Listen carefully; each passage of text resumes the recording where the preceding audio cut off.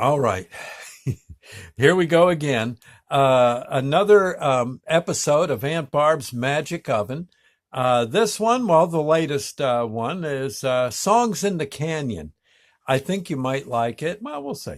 Again, Aunt Barb's Magic Oven, kind of a crazy story I wrote last year about this time. I hope you're enjoying it. It is a little bit on the crazy side, but, well, that's just how it is. I think all in all, if you give it a chance and let it grow on you and get to the end, you'll realize that actually it was a pretty decent story and had a lot of good meaning to it. Well, you'll see. Again, at least that's my opinion. Maybe it's not everyone's, but it certainly is mine. And that's why I wrote it, was to make people feel a little better about life. So anyway, you'll be hard put to think that when you hear this next chapter, but it's if you go at it with the right attitude, it's kind of funny. Yeah, I kind of dig it. I was having a ball writing it. Kept saying, no, don't write that. No. And my fingers just, not too bad. I'm doing it. It was neat. Let's see. Okay. Anyway, Songs in the Canyon. One highlight of the event was actually very well done. The event being the Macy's parade. Yeah, the Thanksgiving Day parade. I think it was my cousin Jay who caught on to what was occurring.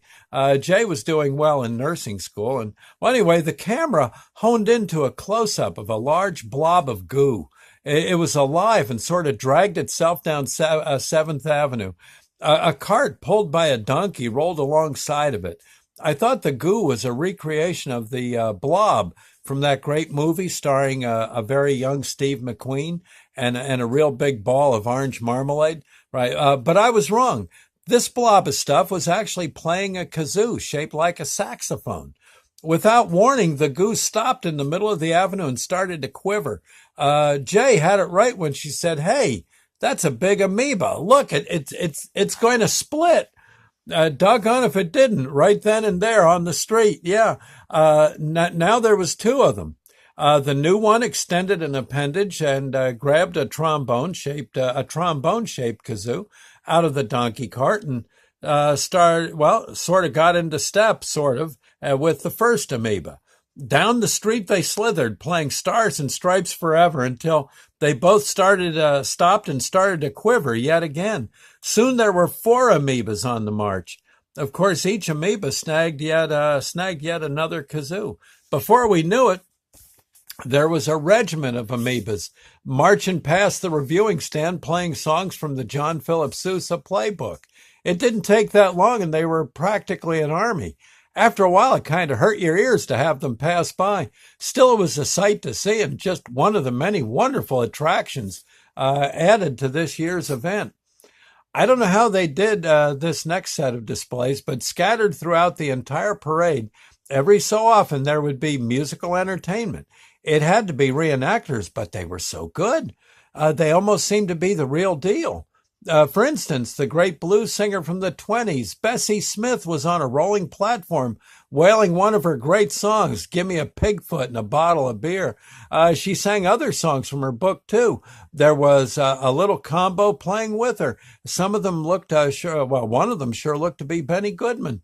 Glenn Miller's Army Air Force Band passed in review, playing the St. Louis Blues March.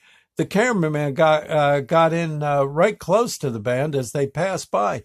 The camera's microphone must have been on. We could hear one of the trumpet players asking a spectator something like, "What town is this? Where are we?" Some of the other musicians were Fats Waller, Elvis, Billie Holiday, Buddy Clark, the Dorsey Brothers, Bix Beiderbecke, Buddy Holly, Richie Valens, along with the Bopper, and so many others. It was amazing how the singers and musicians looked like the real deal. Heck, there was even some cat dressed like Beethoven on this rolling cart playing a really cool electrified harpsichord. You could tell he was really digging it, something fierce. The guy was one heck of a dancer and sang all his songs in German. I guess he'd never been to America before. He kept turning his head like he'd never seen a big city here before today. How the parade committee found a large enough group of musicians to recreate the John Philip Sousa's original marching band defied logic. Darned if they didn't find a dead ringer group. If you look close, you could see that the instruments and even the uniforms, right down to the shoes and cannons, were vintage. Funny too, but the performers kept looking around at the Manhattan skyline as if it had somehow changed. Still, the band played on. The parade featured a company of babies in diapers crawling along. Yeah, crawling along. They were cute, but with every step, they got just a bit older. In a step or two, they were teenagers, and various musical instruments appeared in their hands. Give them a few more steps, and they become young adults portraying a given historic era. The growth step continued, I guess, and just like the march of time. They'd salute each given historic era by playing music from that given time span. By the end of the block, most of them were very old and feeble and struggled just to walk. The music would stop and they'd disappear as if into a cloud, and then reappear as babies on the other side of the mist. Once out of the mist, they'd start the process over again. Each time they'd be dressed, groomed, and performing as if they were from a different era of history. I thought the 1700 segment was done very well. I've always liked the way people dressed in those days. I'm a big fan of knee breeches, waistcoats and powdered wigs. Plus, I'm a sucker for fife and drum music. Well, there you are. Okay, that's again chapter 18, I think. Chapter 18. I'm almost certain. And we'll do more. Oh, there's lots more to come, friends. Aunt Barb's Magic Oven.